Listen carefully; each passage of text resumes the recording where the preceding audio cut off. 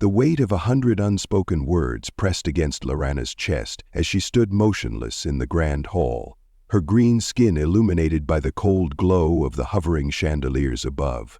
The air was thick with the scent of polished metal and rare incense, mingling with the bitter undertone of disdain that clung to the nobles like an unseen fog. She did not belong here. She never had. And now she was being given away like a meaningless trinket. Her father, Baron Zelthar, stood at the head of the chamber, his presence commanding and suffocating all at once. He was a figure carved from arrogance and power, his dark crimson robes trailing behind him like blood spilled across the marble. His obsidian eyes held no warmth as he turned toward the human standing before him. A man Lorana had never seen before, yet one she somehow sensed would change everything. The room was silent, save for the steady hum of the hovering banners that bore her father's insignia. It was a mark of dominance, a declaration of rule over this sector of the galaxy, and tonight it was being used to seal a deal. One that involved her. The Baron's voice cut through the silence, sharp as a blade. Commander Garon Wolf. His tone was rich with mockery, though his expression remained unreadable. You have served well. You've won battles thought unwinnable, crushed enemies thought indomitable. You have proven your worth.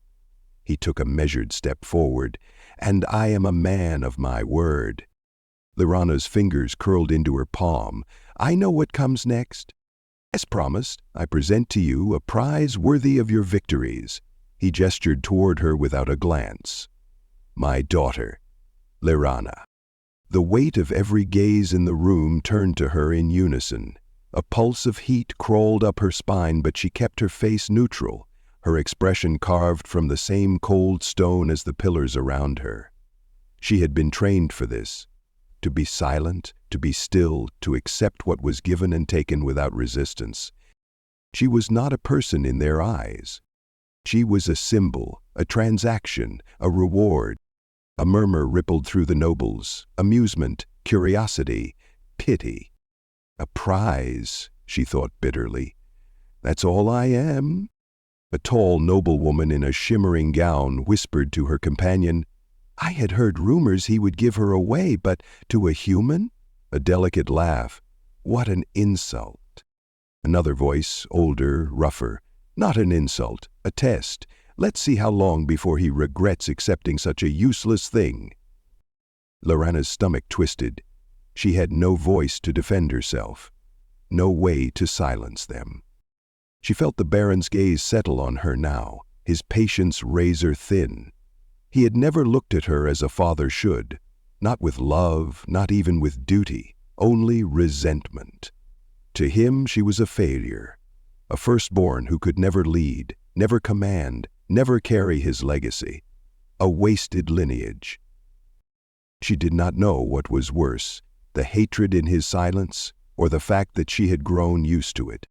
She wanted to look away, but she knew better. Looking away would be seen as weakness. She was tired of being weak, so she forced herself to lift her chin, her long white hair cascading over her shoulders as she met his gaze, a silent act of defiance. The Baron's smirk deepened. He turned back to the human. She does not speak. She cannot. But that should not matter. She will obey. A chuckle rippled through the nobles. Lorana's chest tightened. They think I feel nothing, that my silence means I do not understand their cruelty. They are wrong. And then, for the first time, she really looked at the man standing before her. Commander Garon Wolf. He did not laugh. He did not sneer. He did not even react to the Baron's taunts. He was tall, broad-shouldered, battle-worn, and completely unreadable. A scar ran from his temple to the curve of his jaw, cutting through his tanned skin like a mark of every war he had survived. His dark eyes studied her, not with pity, not with amusement, but with something else entirely. She couldn't name it. He had the posture of a soldier, but there was something controlled about the way he stood, as if he was resisting the urge to move, to speak, to react. Silence stretched between them. The Baron chuckled. No objections, no questions. He gestured lazily toward her. She is yours now. A reward for your loyalty.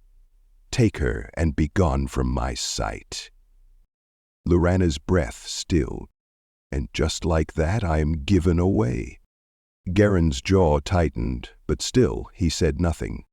Then, without a word, he stepped forward. She expected him to grab her wrist, to claim her like the transaction she was meant to be. That was what the others would have done. That was what her father wanted, a display of dominance, proof of control. But Garen did none of those things. Instead, he simply held out his hand. A choice, not a demand, not a command. The nobles murmured in confusion. Why is he treating her like a person? Lorana's heart pounded against her ribs. No one had ever let her choose anything. Her father's voice was a warning. She won't refuse, because she never had a choice. Until now. She glanced at Garen's outstretched hand. His expression remained unreadable, but his eyes, dark and steady, held something unexpected. Understanding. Does he see me? Her fingers trembled at her sides. She could stay in the cold, in the silence, in a life where she would always be nothing. Or she could take his hand and walk into the unknown. Lorana exhaled slowly. Then, before she could second-guess herself, she reached forward and placed her hand in his. A hush fell over the chamber. Garen's fingers closed around hers, not forceful, not possessive, but steady. For the first time in her life, someone did not pull her forward or push her aside. For the first time, she moved on her own. The Baron said nothing. He had already won. She was no longer his burden to bear. Garen turned, leading her toward the exit. The nobles whispered behind them, but Lorana didn't listen. I am leaving. It was not freedom. Not yet. But for the first time in her life, it felt like the beginning of something. And as she stepped through the towering doors, her silent voice whispered the one truth she had never dared believe. Perhaps someone has finally heard me. The journey from the Baron's estate to the waiting ship was silent, broken only by the steady rhythm of boots against polished stone. Lorana walked beside Garen Wolf, her long white hair flowing like liquid silver down her back, her green skin catching the faint glow of the hovering lanterns above. She kept her posture straight, her face unreadable, but inside her thoughts churned. They're still watching. The nobles had whispered as they left. Some with scorn, some with amusement, some with curiosity. But not a single one had expected her to go willingly. Did I go willingly? Her fingers twitched at her sides. She hadn't fought back, she hadn't tried to run. But was that acceptance? Or just exhaustion? She cast a sidelong glance at the human walking ahead of her. He moved with the ease of a man who had spent years in command. His strides purposeful, his expression unreadable. He had taken her hand back in the chamber, not in force, but in offering. And now he simply walked, as if sensing she would follow, but never demanding it. Strange. Lorana was used to people pushing, dragging, or shoving her where they wanted.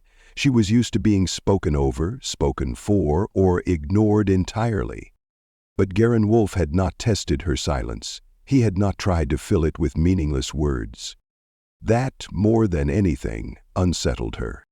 The landing platform stretched ahead, a vast expanse of steel against the endless sky. Above them, nebulae swirled in deep blues and purples, stars blinking like distant watchful eyes. The air was crisp, carrying the faint hum of energy fields, stabilizing the ship's docking bay. The vessel itself was sleek and dark, a human-made warship, small, efficient, built for speed rather than comfort. Lorana recognized the design. No ornamentation, no wasted space. This is not a place for nobility. Garen approached the entrance and pressed a command into the panel. With a low hiss, the ship's ramp descended. He turned to her then, as if expecting hesitation. She did not hesitate. She climbed the ramp, her steps measured, her pulse steady. If this was to be her future, she would meet it without weakness. Inside, the ship was exactly as she expected. Functional, sterile, efficient. The walls were deep gunmetal gray, the lighting dim but practical. It smelled of steel, engine oil, and something sharper, disinfectant perhaps. The hum of machinery vibrated beneath her feet, the pulse of a living, moving thing. Garin led her through the corridors without a word. He did not glance back to see if she followed. He simply moved. She was grateful for the silence. Finally, he stopped at a small door and keyed in a command. It slid open with a soft mechanical whir, revealing a compact room. A single cot lined one wall, a storage compartment beside it, a small desk, a single chair, no decoration, no embellishments. "This is yours," Garin said. His voice was calm, unhurried. Lorana stepped inside, her golden eyes scanning every detail. The space was small, but hers. Garin lingered in the doorway. "You can lock the door from the inside," he said, nodding toward the control panel. "No one will enter without your permission." She turned to him sharply, studying his face. "A lock?" No one had ever given her a lock before. She had spent her life in places she could not escape, in rooms where others dictated when she entered and when she left. Why offer her this? Why give her a choice? What does he want? Garin held her gaze, reading her silence with the same patience he had shown since the moment they met. Then he simply said, "You don't trust me." Not a question, a fact. Lorana did not answer. He nodded as if her silence was enough. "Get some rest," he said. "We leave orbit in an hour." And then he turned and walked away. The door slid shut behind him, sealing her in. Lorana exhaled, slow and deliberate. Her fingers hovered over the control panel. She pressed the lock. A soft beep. A small red light flickered to life. Locked, secure. She took a step back and looked around the tiny space again. What now? Her entire life had been dictated by others. Her father's expectations, the noble's scorn, a future she had never been allowed to shape. Now she was on a human warship, heading into the unknown, with a man who had neither hurt her nor treated her like something fragile. "That doesn't mean I'm free." Her hand curled into a fist. "I didn't escape one cage just to be locked in another." Whatever lay ahead, one thing was certain. She would not be a prisoner. Not again. Lorana had never spoken a word. Not because she didn't want to, not because she was afraid, but because she had been born this way. Silence had been her first companion, her only constant woven into the very fabric of her existence. It wasn't a curse, nor was it a weakness. It simply was.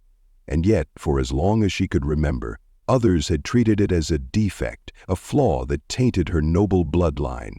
They spoke around her, over her, never to her. They assumed silence meant ignorance, that her inability to speak meant an inability to understand. Fools. She understood far more than they thought.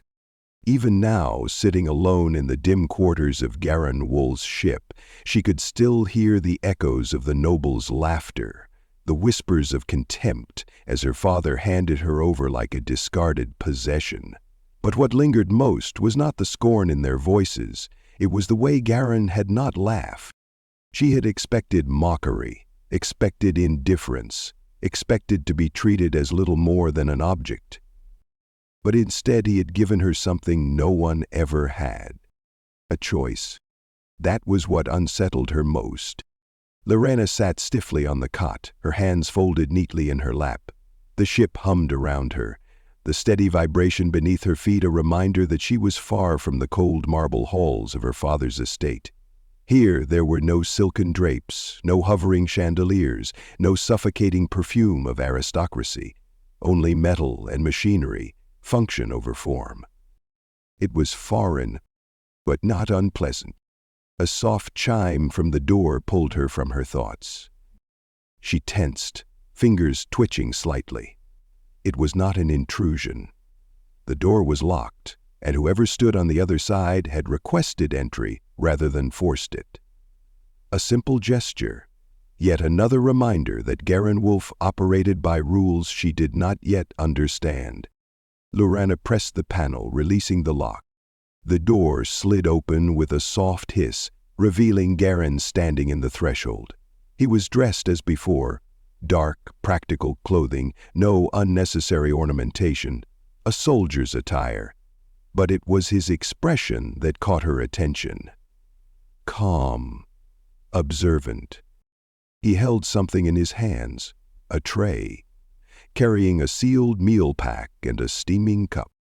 "You didn't eat?" he said, his tone matter-of-fact. Lorana simply looked at him. She had no way to deny or confirm his words, but he was right. She hadn't touched the rations provided in her room. It wasn't out of defiance, she simply hadn't thought to. Garen took a step inside, set the tray on the desk, then stepped back. No expectations, no demands. He didn't even motion for her to take it. He only spoke once more. "You should." And then he left. The door slid shut, leaving her alone once more. Lorana stared at the tray. She had expected something else. What? She wasn't sure. A demand, perhaps? Some attempt to assert control? A reminder that she was a reward, not a guest? That was how it had always been. That was how her father would have treated someone in her position. But Garen had simply left the food and walked away. Strange. The ship remained in transit, the low hum of its systems filling the silence as time stretched on. She did not attempt to explore, nor did she leave the confines of her quarters. She was not yet sure if she could, not because she was locked in, but because she did not know what to do with this unfamiliar freedom. When the next chime came, she was almost expecting it. Again a request. Again she pressed the panel. This time Garen entered carrying 2 steaming cups. The scent was bitter, sharp, curling through the air like something freshly ground. He placed one on the desk, then, without a word, sat in the only chair.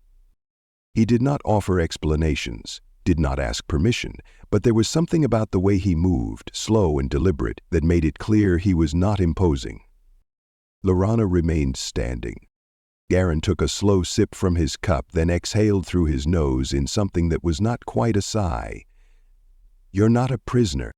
Lorana's gaze sharpened. His voice was level, steady. "I don't know what your father told you. I don't know what he expects from this or what you expect. But I'm not him." He motioned toward the cup he had placed for her. "Drink, if you want. Or don't." Lorana hesitated. It was a test. It had to be. Everything in her life had been a test. But he wasn't watching her like a predator waiting for a reaction. He simply sipped his drink, his posture as relaxed as if they had known each other for years, rather than mere hours. Lorana stepped forward and wrapped her hands around the cup. It was warm, the ceramic smooth beneath her fingers. "If this is a game, I do not know the rules." She lifted the cup to her lips and took a careful sip. The bitterness curled around her tongue, but the heat was grounding, steadying. Garen set his own cup down. I don't think I've ever met someone who says so much without speaking." A flicker of something passed through her chest, too quick to name. He leaned forward slightly. "I need to know how to communicate with you." She frowned slightly. "I don't expect you to speak," he clarified, "but I need to understand you." Lorana's fingers tightened around the cup. "Understand me? No one has ever tried." Garen seemed to read her hesitation. He lifted his hand and deliberately pointed at the cup. "This is drink." Lorana blinked. Then, before she could stop herself, her lips twitched, something dangerously close to amusement flickering across her face. Garen raised an eyebrow. "Not helpful?" She reached forward and tapped the cup once. He tilted his head. "All right." He tapped the cup as well. "Drink." She hesitated, then nodded slightly.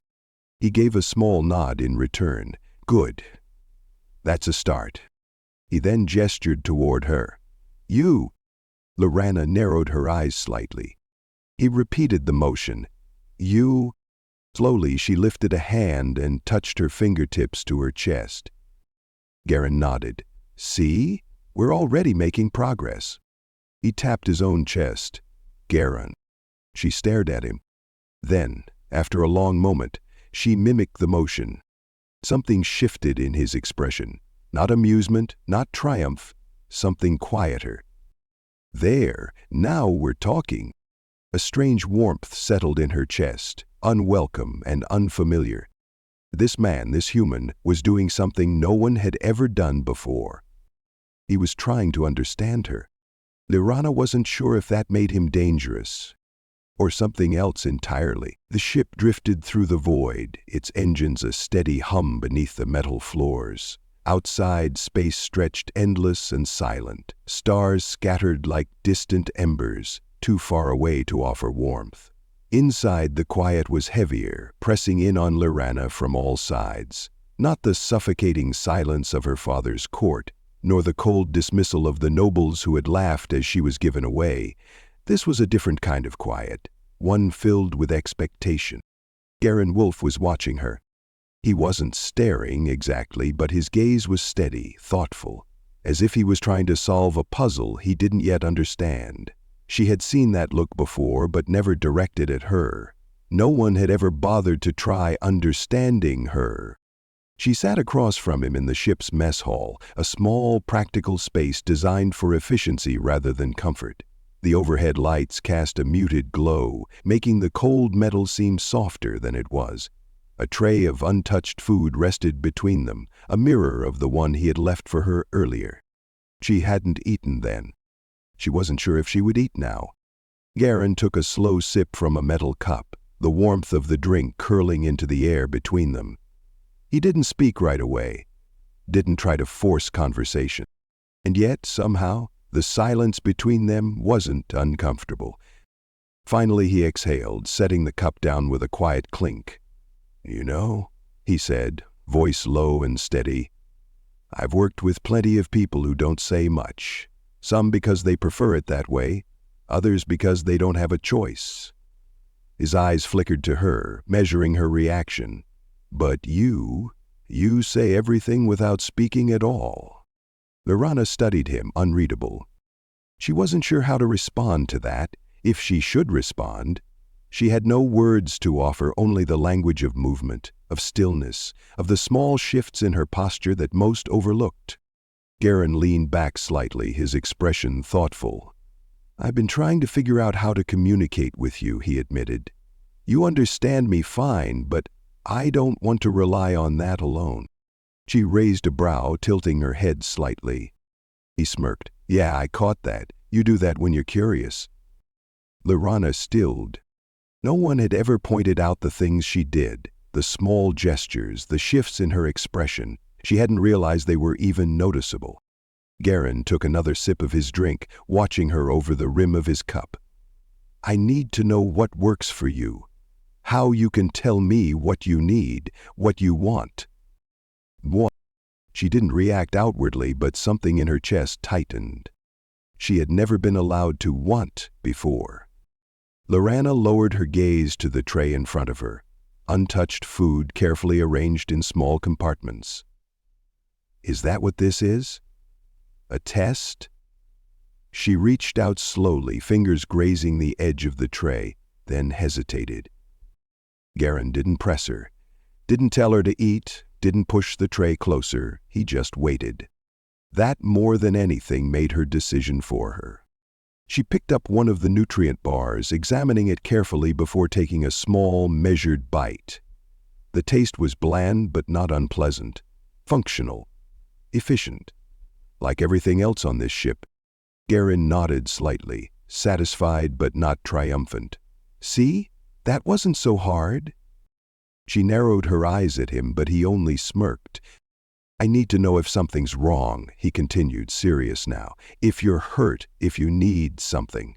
He tapped the table lightly. You need a way to tell me. Lorana considered that. She hadn't thought about it before, Hadn't needed to. No one had ever cared what she needed. She tapped a single finger against the metal tray. Garen's eyes flickered with something like amusement. All right. One tap means yes? She inclined her head slightly. He drummed his fingers against the table, thinking. 2 taps for no? A pause. Then she tapped twice. His smirk returned. See, we're already making progress. Lorana pressed her lips together, suppressing a reaction she didn't fully understand. This was new, strange. The idea that someone was trying to work with her rather than around her. She lifted her hand, then hesitated before tapping her fingertips lightly against the table. Garen's expression shifted, his eyes sharpening. He mirrored the motion, a single curious tap. That one's new, he murmured. She tapped again. Garen frowned slightly, considering. A question. Lorana nodded once. His gaze flickered with something unreadable before he nodded back. All right. I can work with that. Something in her chest uncoiled. Not relief, not exactly, but something close. The moment passed, and Garen stood stretching slightly. We'll be reaching the outer colonies soon, he said. I need to check the nav systems. He glanced at her once more. You're free to explore the ship if you want. You don't have to stay locked in here. Lorana's fingers twitched. Free? She had never been locked in, not physically, but stepping beyond the confines of these walls felt like something else entirely. Garen watched her a moment longer, then gave a small nod before heading toward the door. He paused just before stepping through, glancing back at her. You know, he said, for someone who doesn't speak, you're a lot louder than you think. And then he was gone. Lorana remained where she was, staring at the empty space where he had stood. She wasn't sure if she should be offended by that statement, or strangely pleased. Her fingers drummed once against the table, testing the feeling. The small, rhythmic sound filled the silence around her, not oppressive, not forced, just her. Maybe, just maybe, she wasn't as silent as they all believed. Lorana had never let anyone touch her before. Not willingly. Not without tensing, without waiting for some unspoken demand to follow. But now, as Garen carefully wrapped a bandage around her hand, she found herself still, watching him work. The cut wasn't deep, just a small slice across her palm from a loose piece of metal in the ship's engine room. A foolish mistake, one she wouldn't have made if she had been paying more attention.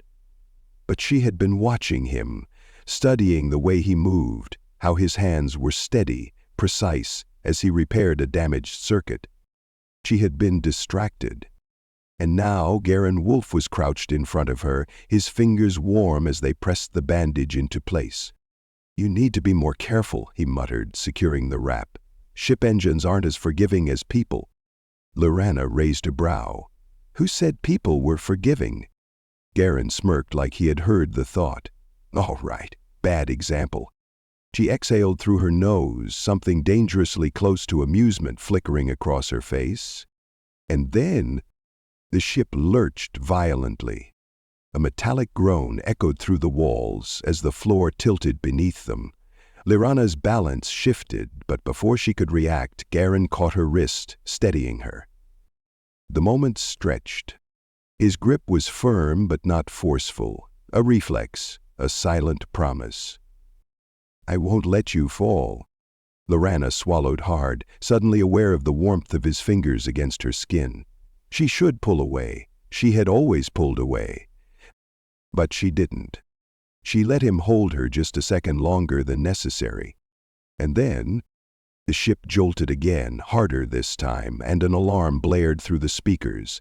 Garen's expression hardened. He released her and was already moving. Stay here, he ordered, voice clipped as he grabbed his communicator. Tell me if... Lorana was already following him. Garen shot her a look, but didn't argue.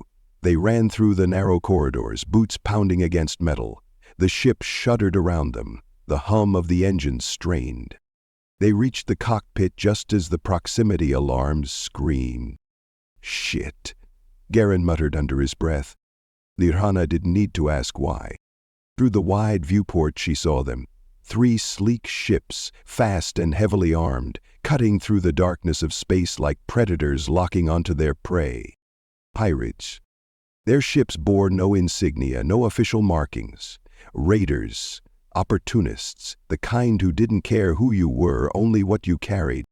And right now they were hunting Garen's ship. Garen dropped into the pilot's seat, fingers flying across the controls. They must think we're carrying something valuable. Lorana's fingers curled into fists. They think wrong.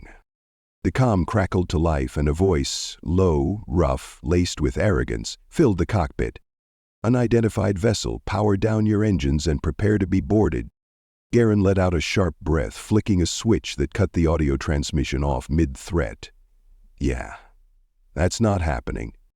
Lorana slid into the co-pilot's seat, scanning the control panels. She had never flown, but she knew enough from watching her father's military briefings to recognize weapons systems and defensive measures. Garen's eyes flicked to her, sharp with assessed trust. "You want to help? Keep an eye on their movement. Tell me if they try to flank us." Lorana tapped the screen in front of her, analyzing the enemy's formation. They weren't attacking yet, testing, waiting, like a pack of wolves circling a wounded animal. She pointed at the leftmost ship, tapping the screen twice. Garen nodded. "Yeah, I see it. That one's trying to break off for a blindside approach." His hands moved over the controls, the ship jerking hard to the right, just as a blast of plasma fire grazed their hull. Too close. Too damn close. Lorana's breath came faster, her heart pounding against her ribs. The ship shook again as another blast rocked them from below. Sparks flew from one of the overhead panels, the scent of burning circuits filling the air.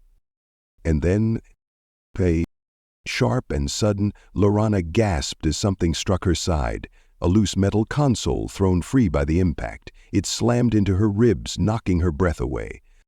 She crumpled forward, her vision blurring. Lorana.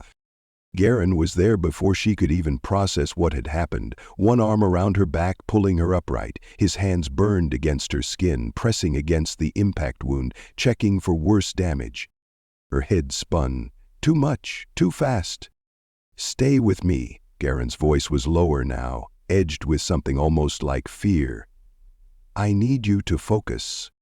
Lorana's fingers clutched at his sleeve, breath shallow. The pressure in her chest tightened. Not just from the pain, but from something else, something raw and real and terrifying. She had never let anyone hold her before. Never let anyone be close. And yet here she was, gripping his sleeve like it was the only thing keeping her grounded. His hand pressed against the side of her face just for a second, brushing back a strand of silver-white hair that had fallen into her eyes. "We're gonna get through this. You hear me?" She nodded, but something in her chest ached. Something she didn't understand. And then, her eyes snapped to the viewport. A shape moved in the shadows, one of the pirate ships repositioning. Garen hadn't seen it. He was too focused on her. Lorana tried to warn him, tried to shout. His mouth opened, but nothing came out. His heart was pounding. He tried again, his throat was on fire. The attacker went on the offensive. And then, Garen. The name ripped from his throat, raw and sharp, echoing in the narrow space. Garen turned instantly, parrying the knife just in time. His expression barely had time to change from surprise. He drew his gun and fired. The shot found its mark. The attacker collapsed, motionless. Silence. A heavy, weighted silence. Lorana froze, her own breath echoing loudly in her ears. Her chest rose and fell, her throat ached with the effort to say a single word. One impossible word. Garen turned to her slowly, his eyes wide with shock. "Lorana!" He took a step forward, looking at her as if seeing her for the first time. You spoke." She swallowed. He tried to do it again, but no sound came out. His throat was irritated, his whole body trembling from the effort. But it didn't matter. He had done it. He had spoken. Garen's expression softened. When he spoke, his voice was calm, steady. "I heard you." And for the first time in his life, he believed it. The ship drifted through deep space, the wreckage of the pirate vessels floating lifelessly behind them. The battle was over. The immediate danger had passed. But Garen knew better than to relax just yet. Lorana was still standing near the viewport, her fingers absently brushing against her throat. She had spoken, a single word, but it had changed everything. He could see it in the way she held herself now, still cautious, still guarded, but no longer trapped. A soft beep echoed through the cockpit. Incoming transmission. Garen's jaw tightened. He flicked a switch, bringing up the comm screen.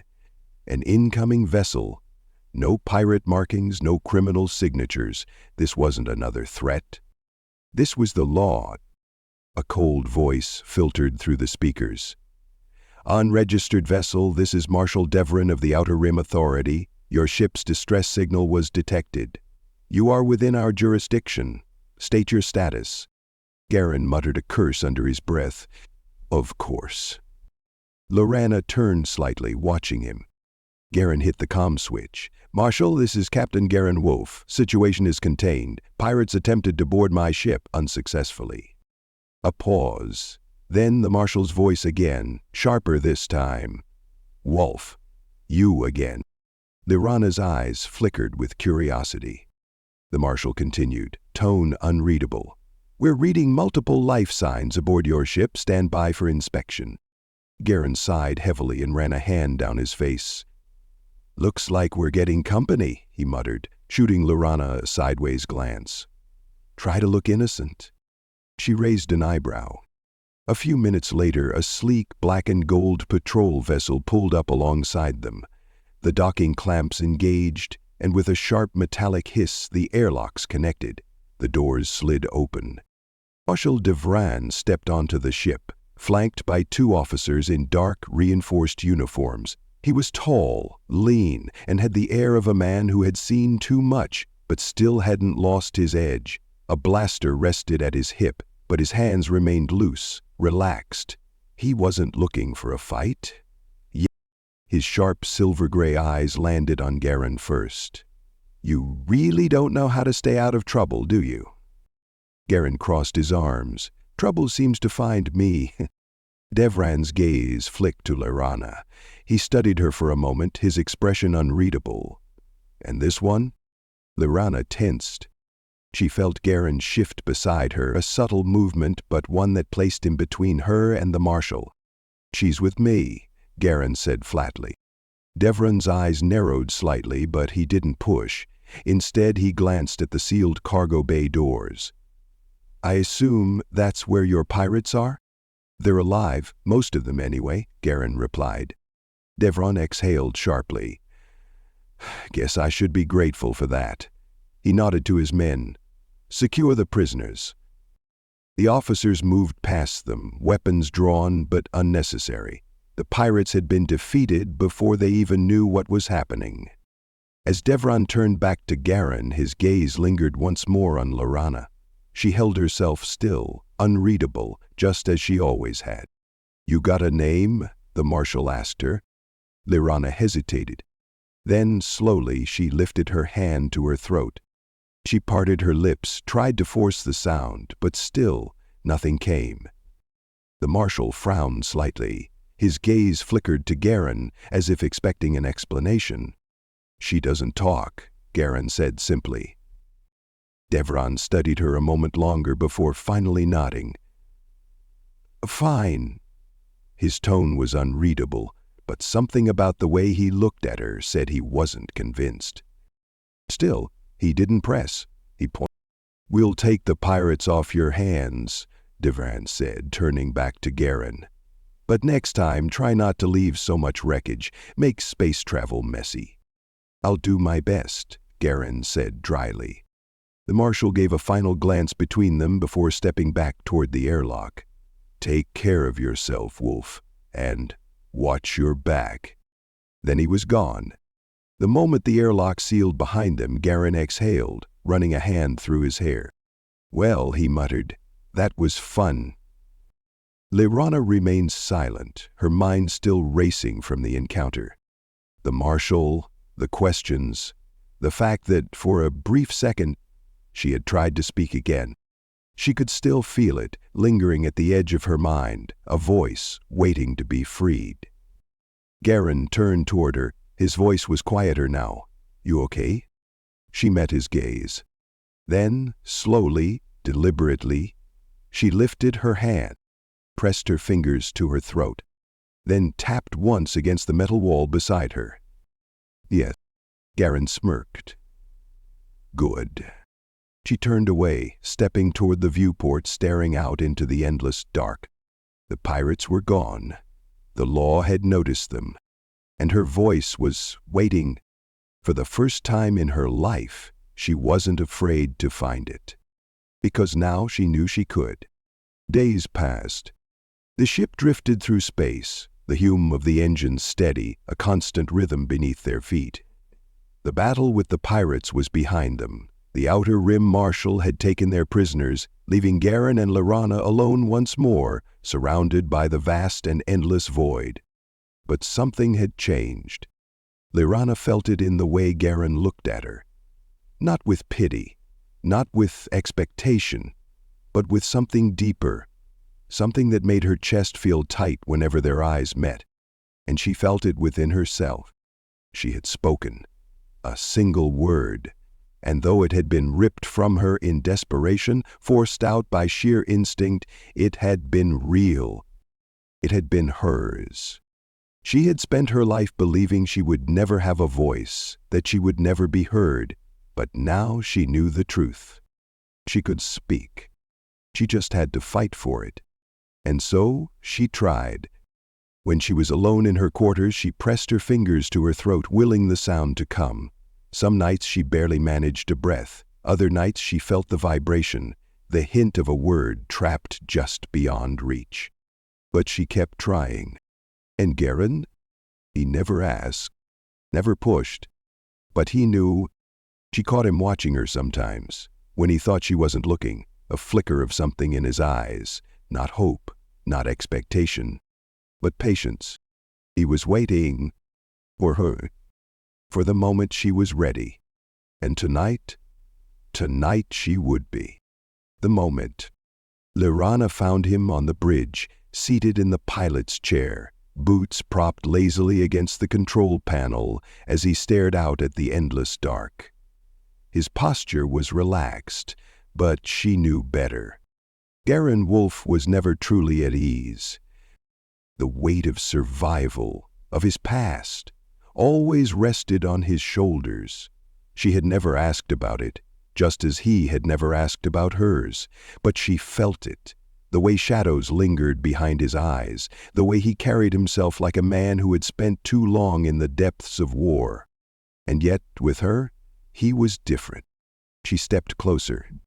He heard her approach but didn't turn. Couldn't sleep? Lyrana hesitated. Then, slowly, she shook her head. Garen exhaled through his nose, a small, knowing sound. "Yeah, me neither." For a long moment, neither of them spoke. Then she moved. It was small, just a step closer. But he noticed. She stood beside him now, her presence a quiet weight in the dim light of the bridge. He finally looked at her then, his gaze steady, waiting. Lyrana's pulse was hammering. She had fought battles with her own body, her own mind, but this would be the hardest fight of all. She swallowed. Her hand lifted, pressing gently to her throat. Garen sat up slowly, his boots dropping to the floor, his full attention now on her. She could see it. The moment realization settled into his features. He knew what she was about to do. Lyrana took a slow breath. Just one word. She had spoken before, she could do it again. Her lips parted, her voice raw, broken, the sound scraping out of her like something heavy being pulled from deep within. Garen didn't move. Didn't breathe. Lorana's throat burned, her entire body trembling from the effort. But she wasn't stopping, not this time. She clenched her fists, forced air through her lungs, pushed. La. The word cracked, barely more than a whisper, but it was real. Garen's eyes widened, his breath hitched. Lorana gasped for air, her body shaking, her heart pounding so fast she could barely hear past it. One more word. She forced herself forward, breaking through the silence that had ruled her for a lifetime. Yep. The moments stretched into eternity. Then, Garen moved. Fast, certain. His hands framed her face, rough and warm and real, pulling her toward him. And then, he kissed her. It wasn't hesitant, it wasn't soft. It was fierce, desperate, like he had been waiting for this moment as long as she had been waiting for her voice. Lorana melted into it, into him, into the warmth of his touch and the solid weight of his presence. She had never been touched this way, not in control, not with meaning. Her hands gripped his jacket, pulling him closer, grounding herself in this moment, in this feeling. When they finally pulled apart, Garen rested his forehead against hers, his breath uneven, his hand still holding her like he was afraid to let go. His voice was hoarse when he finally spoke. "Say it again." Lorana's chest tightened. She opened her mouth, tried. Nothing. Her throat burned, the words trapped once more. Not yet. But Garen only smiled. He lifted a hand, brushing his thumb gently over her lips. "It's okay." His voice was low, steady. "You don't have to." He leaned in, pressing a final, lingering kiss against her forehead. "I heard you." Lorana closed her eyes, exhaling shakily. She had said it, and he knew that was enough. But one day, she would say again. And this time she wouldn't stop.